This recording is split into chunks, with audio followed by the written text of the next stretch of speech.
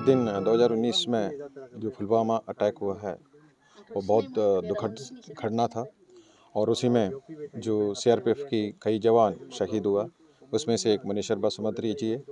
और आज सीआरपीएफ की तरफ से हम लोगों ने श्रद्धांजलि देने के लिए आए और काफ़ी और लोग भी आए हैं और उनकी कुर्बानी को याद करने के लिए और उनकी जो देश सेवा का एक मिसाल खड़ा किया उन्होंने, उसको और आगे भी लोगों को उस मिसाल को देख के देश की सेवा करने के लिए प्रेरणा देने के लिए हम लोगों ने ये श्रद्धांजलि करवा रहे और हर साल में इसके मुताबिक जो उनकी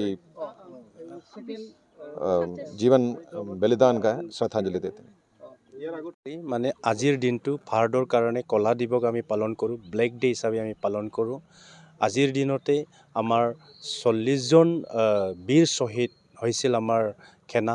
গতিকে ইয়াৰে তামোলপুৰৰ পৰাও আমাৰ মণীশ্বৰ বসুমতাৰী পুলৱামাত যি সন্ত্ৰাসবাদীৰ আক্ৰমণ হৈছিল, ইয়াত নিজৰ জীৱন বলিদান দিব লগা হৈছিল।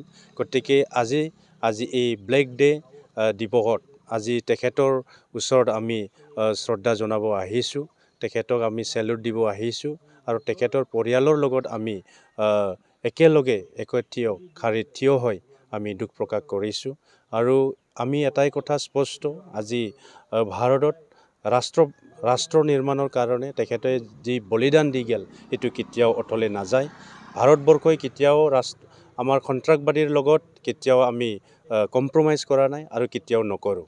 গতিকে আগন্তুক দিনতো তেনেকুৱা যদি আমাৰ ওপৰত যদি তেনেকুৱা আক্ৰমণ হয়, ইয়াৰ প্ৰত্যাক্ৰমণ, ইয়াৰ উত্তৰ আমি দিয়াৰ কাৰণে চৰকাৰ সদায় ৰেডি আছে। গতিকে আজি চেগত মই অসমৰ জনপ্ৰিয় মুখ্যমন্ত্ৰী ডক্টৰ হিমন্ত বিশ্ব শৰ্মা ডাঙৰীয়াক ধন্যবাদ জনাইছোঁ।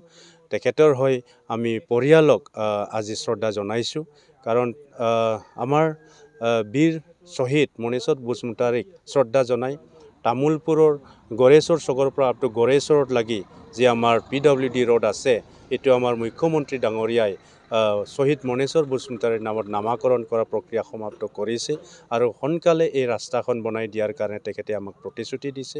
গতিকে এই ৰাস্তা বনাই দি আমি তেখেতক শ্ৰদ্ধা জনাব বিচাৰিছোঁ, আমাৰ বীৰ শ্বহীদ মণীশ্বৰ বসুমতাৰীক, আৰু তেখেতৰ পৰিয়ালৰ লগত চৰকাৰ সদায় একেলগে আমি আছোঁ।